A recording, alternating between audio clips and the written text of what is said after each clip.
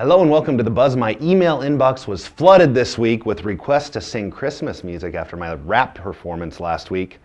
I can't quite figure out how to talk about West Point-Beemer to the tune of Jingle Bells, so I'm just going to talk about the cadets in a regular voice. That wasn't really regular. Neither was West Point-Beemer. This is a basketball team here. Justin Anderson stands 6'7" the other night in a 68-39 win over Stanton. He scores 27 points, grabbed 12 rebounds, blocks 3 shots. Kid can do it all. He can play inside, he can shoot outside.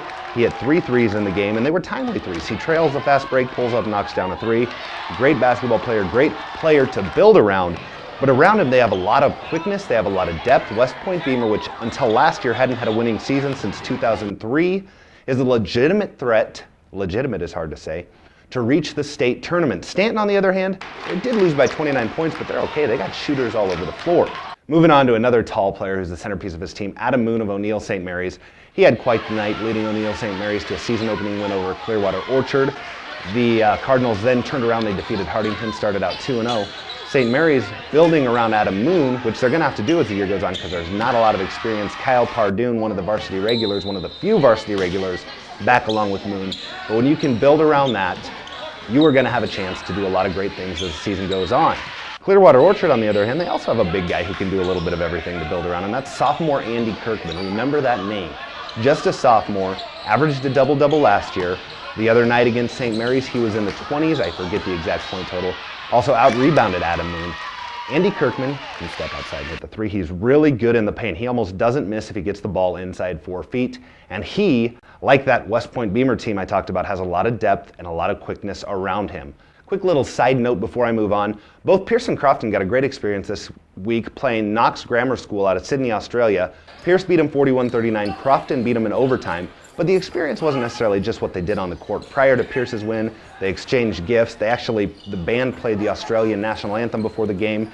The kids then spent the day in school the next day, got to intermingle with the kids. And when you have that experience as a 14, 15, 16, 17, 18, that's a lot of numbers, year-old kid, to meet someone from a different culture, that's something that you'll probably take with you for the rest of your life. But the highlight for Pierce might have been when one of the freshmen from the Australian team decided to duel against the Pierce dance team at halftime. He sang The Climb by Miley Cyrus. There's always gonna be another mountain. I'm always gonna want to make it through. Always gonna be an uphill battle.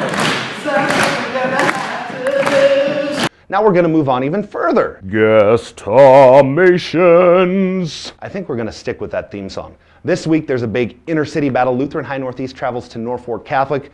Lutheran High Northeast is still trying to build a little bit of experience. I don't think they're quite experienced enough to defeat the Knights. Norfolk Catholic is going to end up pulling away for a 14-point win over Lutheran High in this one. Another big one this week, West Point-Beemer, no relation, plays Howells Dodge. Howells Dodge, number 2 in our D ratings. I hold up 3 fingers. West Point-Beemer, number 3 in our Class C ratings. West Point-Beemer is going to be a little bit better at this point because West Point-Beemer is the real deal. We're going to talk about some of those games, and I'm going to do a little Christmas caroling next week. I'm also going to tell you why Scrooge doesn't wear underwear on Tuesdays in November because his mom once stole a Jaguar from the bottom of a broken heart, and it was really sad. Until then, my name's Tom Beemer for The Buzz.